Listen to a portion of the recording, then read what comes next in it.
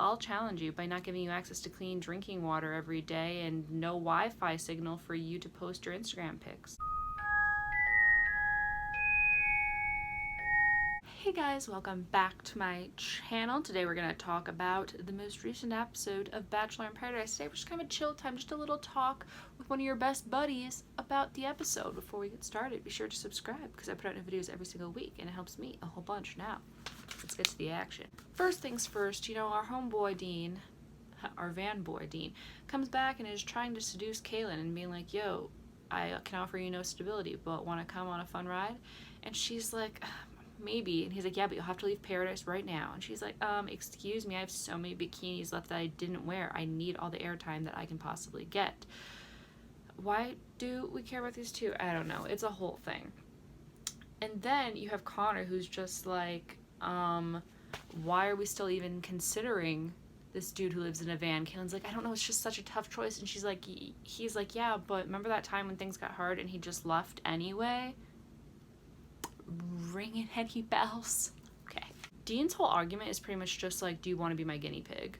Also, not to be like a spoiler alert, but they have so many pictures of each other on Instagram that it was kind of obvious that they were going to pick each other, because if they didn't end up dating, then it would just kind of be like salt in the wound. And as Dean's trying to sell this idea of living on the road with him, Kaylin's like, well, I do like being challenged. And he's like, oh, I'll challenge you by not giving you access to clean drinking water every day and no Wi-Fi signal for you to post your Instagram pics. Basically, this goes on for a while and eventually they make out, and it's just so uncomfortable because you see literally the entire group of people just turn to look at Connor as it's happening. But honestly, Connor deserves better, and Kaylin and Dean are both kind of messed up, so why don't they just be messed up together, so they don't take away like good people from good people. Someone named Revian comes in, and I literally have no idea who she is. Apparently she went home night one, and it's just crazy to me because it's like, think about how many people are in Bachelor Nation and we just have to pick people who went home on the first night. Like, other than Matt, Donald, we shouldn't be doing that. Okay, thank you for coming to my TED Talk.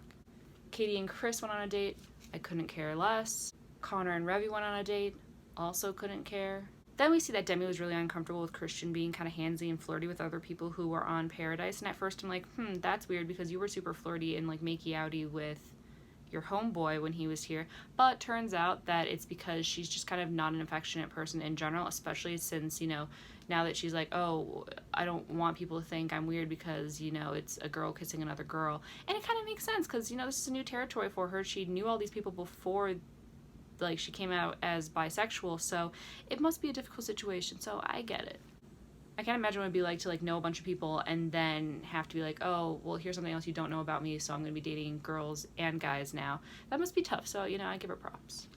We do see there's a lot of tempestuousness with Christian and Demi's relationship because of the flirting, and I just love that the producers are like, oh, are things kind of bumpy? Let's go put you on a date. The date they go on is like this cleansing aura moment, and it was really great because she obviously was stressing out, so I thought that it was very apropos. And then Demi just talks about all her insecurities and the things she's feeling in the relationship, and they have a very honest, open, healthy dialogue. Christian talks about how, no, that dude, that was not my intention. I'm just a handsy-feely person. And she basically acknowledged her emotions, and I'm just like, wow, this has been an actually very emotionally intelligent episode of Bachelor in Paradise, and whole season, honestly.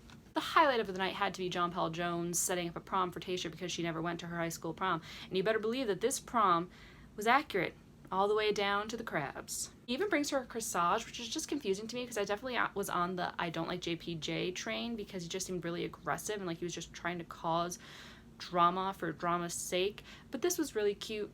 I mean, I still think that he's kind of a salty boy, but I enjoyed watching this little cutesy, lovey 80s montage moment on my screen. But homeboy was definitely sweating buckets. Most uncomfy moment goes to when Sydney was at the bar talking to Wells and she sees the prom going on and she sees other couples have joined in to dance, and she asks Matt, like, she doesn't ask him, but she basically says, like, right next to his ear, who wants to go to prom with me? And he just looks away and starts talking to Wells and saying, oh, I wish Wells would dance. It's just like, I don't know. It's ironic that he knows how to use sign language since he can't pick up on signs. The end is just some kind of freaking ratings grab because they try to get us to believe that Blake and Christina are a thing, and Blake's like, oh my gosh, I love Christina, I've loved her for like ever, I know she deserves it, great, which is why I treated her like trash over and over again.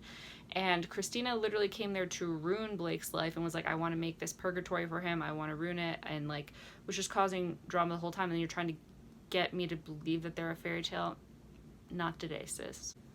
Then Blake cries when Christina's like, no, I don't feel romantically towards you at all. Why would you think that? Like, that's not going to happen. He starts crying. It's like, look, I understand that you're upset, but the way that you were living and treating women is not the way to get into a monogamous relationship. So I don't really feel bad for you, because if you want your life to change, you have to change the way you live your life. That's some piping hot tea. After the credits, we find out that placenta is worth $45,000, and at first I was like, oh my gosh, I should give my placenta, but then I realized you have to get pregnant to have a placenta, and that's a hard freaking pass. I will never be doing that. But like, can you imagine? We're talking about placentas, and then Matt's like, oh yeah, speaking of that, how are you and Christian? Because, you know, Demi is a woman, and women get pregnant and then have placentas, so really it's just a clever segue. Anyway, that's the whole episode, you guys. Thank you for, you know, sticking with me on this more low-key episode, you know, with like low-key lighting, because this light was gonna hurt my eyes because I'm feeling kind of like a sicky baby. So I appreciate you guys just coming, just chatting with me. I really like having these talks with you and hearing what you thought of the episode. Let me know if you too thought that the whole Blake and Christina thing came out of left field, because I'd love to hear from you.